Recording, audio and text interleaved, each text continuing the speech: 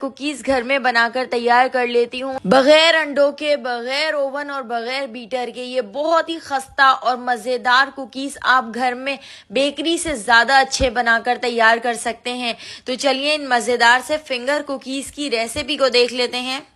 तो इन मजेदार से फिंगर कुकीज को बनाने के लिए मैंने यहाँ पर 3/4 कप मैदा ले लिया है। कप का 75% हिस्सा मैदा हम इस तरह से एक बड़े बाउल के अंदर ऐड कर देते हैं और 1/4 कप हम इसके अंदर सूजी ऐड कर देते हैं। सूजी से बहुत ही खस्ता और करारापन आएगा।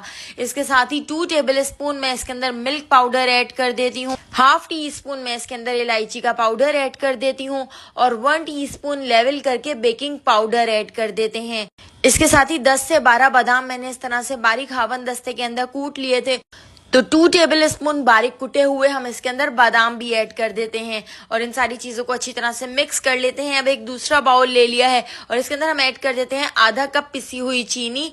इसके साथ ही 1/4 कप मैं इसके अंदर जैगरी पाउडर ऐड कर देती हूँ। आप चाहें तो आप 3/4 कप चीनी ले सकते हैं या 3/4 कप आप इसके अंदर जैगरी पाउडर का भी इस्तेमाल कर सकते हैं। 1/4 कप मैंने यहाँ पर सॉफ्ट बटर ले लिया है, तो बटर भी मैंने इसके अंदर ऐड कर दिया है। आप बटर की जगह इसके अंदर असली देसी घी का इस्तेमाल कर सकते हैं या बनास्पति घी का भी आप इसके अंदर इस्तेमाल कर सकते हैं, लेकिन बटर से इसका फ्लेवर बहुत मजेदार हो जाता है। तो चीनी के अंदर हमने इस तरह से बटर को अच्छी तरह से मिक्स कर लेना है। चमचे से हमने इसको इतना बीट कर लेना है कि ये बिल्कुल क्रीमी सा हो जाए। तो अगर आपके पास बीटर ना हो तो आप इस तरह से चमचे से भी इसको अच्छी तरह से मिक्स कर सकते हैं और इसको क्रीमी बना सकते हैं। लेकिन अगर आपके पास बीटर होगा तो उससे बहुत ही ज्यादा आसानी हो जाती है। लेकिन बहुत सारे कमेंट आते हैं कि हमारे पास बीटर नहीं है, तो आप इस तरह चमचे से भी इसको बीट कर सकते हैं, अच्छी तरह से मिक्स कर सकते हैं। तो आप देख सकते हैं ये मिक्सचर इस तरह से क्रीमी सा बनकर तैयार हो गया है। तो इस मिक्सचर को इस तरह से क्रीमी सा बनाने के बाद अब मैं इसको मैदे वाले मिक्सचर के अंदर ऐड कर देती हूँ और इसके अंदर ऐड करके अब हमने इसको बहुत अच्छी तरह से मिक्स कर लेना है।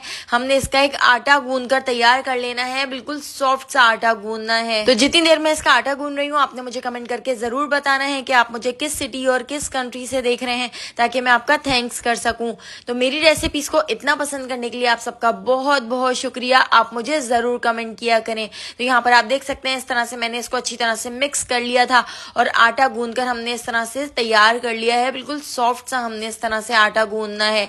आटा गूंदने के बाद अब मैंने यहाँ पर एक जिपलॉक बैग ले लिया है। तो हम अपने इस डो को जिपलॉक बैग के अंदर रख देते हैं और इसको बेल लेना है। हमने इसको बिल्कुल इस तरह से थोड़ा सा पतला सा कर लेना है। तो बहुत ज्यादा पतला नहीं कीजिएगा वरना ये टूटने लगेंगे।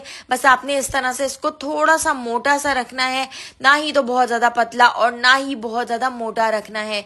थोड़ी देर के लिए आप इसको फ्रिज में भी रख सकते हैं और उसके बाद मैं इस तरह से इसकी कटिंग कर लेती हूँ। हमने इस तरह से बिल्कुल पतली पतली सी कटिंग करनी है। इस तरह से हम इसको स्ट्रिप्स में कट कर लेंगे और बीच से भी हम इसको एक कट लगा लेते हैं। इस तरह से इसका शेप बिल्कुल फिंगर कुकीज की तरह का हो जाएगा और इसको मैं इस तरह से एक बेकिंग ट्रे के ऊपर रख देती हूँ। बेकिंग ट्रे के ऊपर मैंने बटर पेपर रख दिया है और बटर पेपर के ऊपर इस तरह से हम अपने ये फिंगर कुकीज रख देते हैं।